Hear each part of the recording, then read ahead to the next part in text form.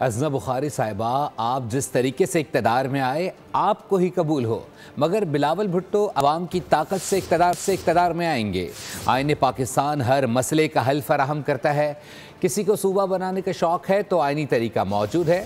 صوبائی وزیر سندھ شرجیل میمن نے کہا کہ سندھ تا قیامت پاکستان کے ساتھ رہے گا۔ پاکستان بنانے والا صوبہ سندھ ہے اور بھارتی خواہشوں کی کوئی حیثیت نہیں۔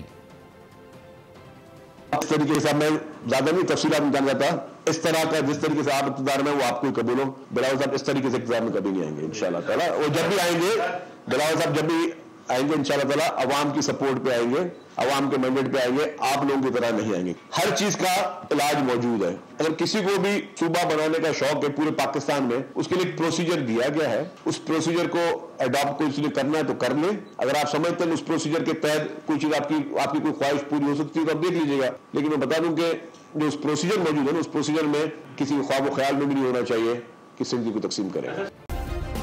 سبسکرائب کریں اور بیل دبائیں تاکہ کوئی خبر رہ نہ جائے۔